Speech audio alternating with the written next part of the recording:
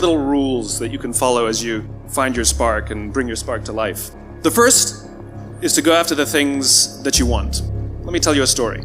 So a friend of mine and I, we went for a run in Central Park. The Roadrunners organization, on the weekends, they host races. And it's very common at the end of the race, they'll have a sponsor who will give away something, apples or bagels or something. And on this particular day, when we got to the end of the run, there were some free bagels. And they had picnic tables set up, and on one side was a group of volunteers. On the table were boxes of bagels, and on the other side was a long line of runners waiting to get their free bagel. So I said to my friend, let's get a bagel. And he looked at me and said, that line's too long. And I said, free bagel. And he said, I don't want to wait in line. And I was like, free bagel. And he says, it's too long. And that's when I realized that there's two ways to see the world. Some people see the thing that they want, and some people see the thing that prevents them from getting the thing that they want. I could only see the bagels. He could only see the line. And so I walked up to the line. I leaned in between two people, put my hand in the box, and pulled out two bagels. And no one got mad at me. Because the rule is, you can go after whatever you want. You just cannot deny anyone else to go after whatever they want. Now, I had to sacrifice choice. I didn't get to choose which bagel I got. I got whatever I pulled out. But I didn't have to wait in line. So the point is you don't have to wait in line. You don't have to do it the way everybody else has done it. You can do it your way. You can break the rules. You just can't get in the way of somebody else getting what they want. That's rule number 1. Rule number 2. I like this one. In the 18th century, there was something that spread across Europe and eventually made its way to America called puerperal fever, also known as the Black Death of Childbed. Basically what was happening is women were giving birth and they would die within 48 hours after giving birth. This Black Death of childbirth was the ravage of Europe, and it got worse and worse and worse over the course of over a century. In some hospitals, it was as high as 70% of women who gave birth who would die as a result of giving birth. But this was the Renaissance. This was the time of empirical data and science, and we had thrown away things like tradition and mysticism. These were men of science, these were doctors. And these doctors and men of science wanted to study and try and find the reason for this Black Death of childbed, and so they got to work studying, and they would study the corpses of the women who had died. And in the morning they would conduct autopsies, and then in the afternoon they would go and deliver babies and finish their rounds. And it wasn't until somewhere in the mid-1800s that Dr. Oliver Wendell Holmes, father of Supreme Court Justice Oliver Wendell Holmes, realized that all of these doctors who were conducting autopsies in the morning weren't washing their hands before they delivered babies in the afternoon. And he pointed it out and said, guys, you're the problem. And they ignored him and called him crazy for 30 years.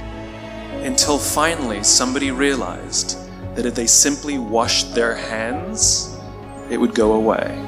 And that's exactly what happened. When they started sterilizing their instruments and washing their hands, the Black Death of childbed disappeared. The lesson here is, sometimes you're the problem. And my point is take accountability for your actions. You can take all the credit in the world for the things that you do right, as long as you also take responsibility for the things you do wrong. It must be a balanced equation. You don't get it one way and not the other. You get to take credit when you also take accountability. That's lesson 2. Lesson 3. Take care of each other. The United States Navy SEALs are perhaps the most elite warriors in the world. And one of the SEALs was asked, who makes it through the selection process? Who is able to become a SEAL? And his answer was, I can't tell you the kind of person that becomes a SEAL. I can't tell you the kind of person that makes it through buds. But I can tell you the kind of people who don't become SEALs. He says the guys that show up with huge, bulging muscles covered in tattoos who want to prove to the world how tough they are, none of them make it through. He said the preening leaders who like to delegate all their responsibility and never do anything themselves, none of them make it through. He said the star college athletes who've never really been tested to the core of their being, none of them make it through. He says some of the guys that make it through are skinny, scrawny. He said some of the guys that make it through, you will see them shivering out of fear. He says, however, all the guys that make it through, when they find themselves physically spent, emotionally spent, when they have nothing left to give physically or emotionally, somehow, some way, they are able to find the energy to dig down deep inside themselves, to find the energy to help the guy next to them. They become SEALs, he said. You want to be an elite warrior. It's not about how tough you are. It's not about how smart you are. It's not about how fast you are. If you want to be an elite warrior, you better get really, really good at helping the person to the left of you and helping the person to the right of you. Because that's how people advance in the world. The world is too dangerous and the world is too difficult for you to think that you can do these things alone. If you find your spark, I commend you. Now, who are you going to ask for help, and when are you going to accept help when it's offered? Learn that skill. Learn by practicing helping each other. It'll be the single most valuable thing you ever learn in your entire life. To accept help when it's offered and to ask for it when you know that you can't do it. The amazing thing is, when you learn to ask for help, you'll discover that there are people all around you who've always wanted to help you. They just didn't think you needed it because you kept pretending that you had everything under control. And the minute you say, I don't know what I'm doing, I'm stuck, I'm scared, I don't think I can do this, you will find that lots of people who love you will rush in and take care of you. But that'll only happen if you learn to take care of them first. Lesson 4. Nelson Mandela is a particularly special case study in the leadership world because he is universally regarded as a great leader. You can take other personalities, and depending on the nation you go to, we have different opinions about other personalities. But Nelson Mandela, across the world, is universally regarded as a great leader. He was actually the son of a tribal chief. And he was asked one day, how did you learn to be a great leader? And he responded that he would go with his father to tribal meetings. And he remembers two things when his father would meet with other elders. One, they would always sit in a circle. And two, his father was always the last to speak. You will be told your whole life that you need to learn to listen. I would say that you need to learn to be the last to speak. I see it in boardrooms every day of the week. Even people who consider themselves good leaders, who may actually be decent leaders, will walk into a room and say, here's the problem, here's what I think, but I'm interested in your opinion, let's go around the room. It's too late. The skill to hold your opinions to yourself until everyone has spoken does two things. One, it gives everybody else the feeling that they have been heard. It gives everyone else the ability to feel that they have contributed. And two, you get the benefit of hearing what everybody else has to think before you render your opinion. The skill is really to keep your opinions to yourself. If you agree with somebody, don't nod yes. If you disagree with somebody, don't nod no. Simply sit there, take it all in, and the only thing you're allowed to do is ask questions so that you can understand what they mean and why they have the opinion that they have. You must understand from where they are speaking, why they have the opinion they have, not just what they are saying. And at the end, you will get your turn. It sounds easy, it's not. Practice being the last to speak. That's what Nelson Mandela did. Number 5, my favorite one of all. True story.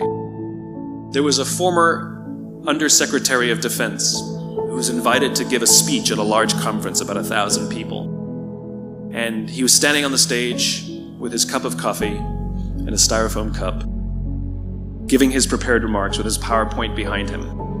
And he took a sip of his coffee and he smiled and he looked down at the coffee. And then he went off script. And he said, last year I spoke at this exact same conference. Last year I was still the undersecretary. And when I spoke here last year, they flew me here business class. And when I arrived at the airport, there was somebody waiting for me to take me to my hotel.